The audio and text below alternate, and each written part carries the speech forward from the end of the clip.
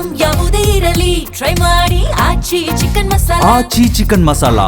Record budget ನಡುವೆ ಸಿದ್ದರಾಮಯ್ಯನವರಿಗೆ tension ಶುರುವಾಗಿದೆ. ಸರ್ಕಾರದ ವಿರುದ್ಧ ಅಧಿವೇಶನದಲ್ಲಿ ಸಾಲು ಸಾಲು ಅಸ್ತ್ರಗಳು ಕೂಡ ಇದ್ದಾವೆ. ವಿರೋಧ ಪಕ್ಷದವರ ಬಳಿ ವಿರೋಧ ಪಕ್ಷದ ಬತ್ತಳಿಕೆಯಲ್ಲಿ ಇದ್ದಾವೆ ಸಾಲು ಸಾಲು ಅಸ್ತ್ರಗಳು.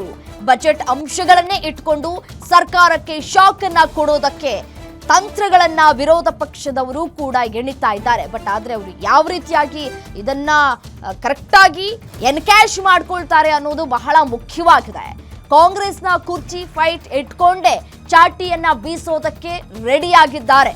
ಅಧಿವೇಶನದಲ್ಲಿ ಸರ್ಕಾರವನ್ನ ಕಟ್ಟಿ ಹಾಕೋದಕ್ಕೆ ರಣತಂತ್ರವನ್ನ ಕೂಡ ಈಗಾಗಲೇ ಎಣಿಯಲಾಗ್ತಾ ಇದೆ.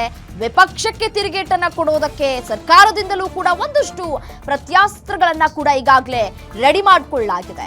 ವಿಪಕ್ಷಗಳ ಅಸ್ತ್ರ ಯಾವ ರೀತಿಯಾಗಿ ಇದೆ ಅಂತ ಹೇಳಿ ನೋಡ್ತಾ ಹೋಗೋದಾದ್ರೆ ಮೊದಲಿಗೆ ಅವರು ಈ ಕುರ್ಚಿ ವಿಚಾರವನ್ನ ಕೂಡ ಅವರು ಉಲ್ಲೇಖವನ್ನ ಮಾಡ್ತಾ ಇದ್ದಾರೆ.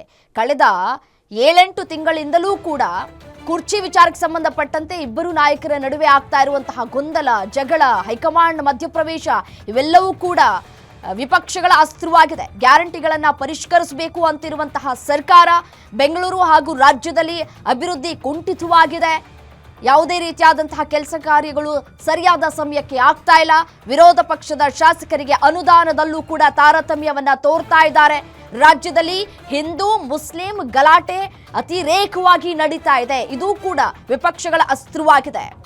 ರಾಜ್ಯದಲ್ಲಿ ಕಾನೂನು ಸುವ್ಯವಸ್ಥೆ ವೈಫಲ್ಯವಾಗಿದೆ. ಅಲ್ಲಲ್ಲಿ ಕೊಲೆಯಾಗುವಂತಹ ಪ್ರಕರಣಗಳು ಕೂಡ ಹೆಚ್ಚಾಗ್ತಾ ಇದೆ. ದರೋಡೆ ಪ್ರಕರಣಗಳು ಕೂಡ ಹೆಚ್ಚಾಗ್ತಾ ಇದೆ ರಾಜ್ಯದಲ್ಲಿ. ಅದೇ ರೀತಿಯಾಗಿ ರಾಜ್ಯಾದ್ಯಂತ ಈ ಡ್ರಗ್ಸ್ ದಂಧೆ ಕೂಡ ಹೆಚ್ಚಾಗ್ತಾ ಇದೆ.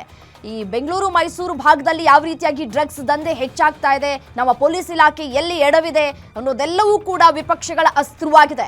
ವರ್ಗಾವಣೆಯಲ್ಲಿ ಬ್ರಹ್ಮಾಂಡ ಭ್ರಷ್ಟಾಚಾರ ನಡೆದಿರುವಂಥದ್ದು, ಮತ್ತೆ ಅಲ್ಪಸಂಖ್ಯಾತರ ಓಲೈಕೆಯನ್ನ ಮಾಡ್ತಾ ಇರೋದ್ರ ಜೊತೆಗೆ ಬಹುಸಂಖ್ಯಾತರ ಕಡೆಗಣನೆ ಯಾವ ರೀತಿಯಾಗಿ ಆಗ್ತಾ ಇದೆ. ಇನ್ನು ಸಮುದಾಯಗಳ ನಿಗಮಗಳಿಗೆ ಹಣಕಾಸಿನ ನೆರವು ಕೊಡ್ತಾ ಇಲ್ಲ. ನಾಯಕತ್ವ ಕಚ್ಚಾಟದಲ್ಲಿ ಅಭಿವೃದ್ಧಿ ನಗಣ್ಯ ಹೂಡಿಕೆದಾರರ ವಲಸೆ ಆಗ್ತಾ ಇದೆ. ಇದೆಲ್ಲವೂ ಕೂಡ ವಿಪಕ್ಷಗಳ ಅಸ್ತ್ರವಾಗಿದೆ.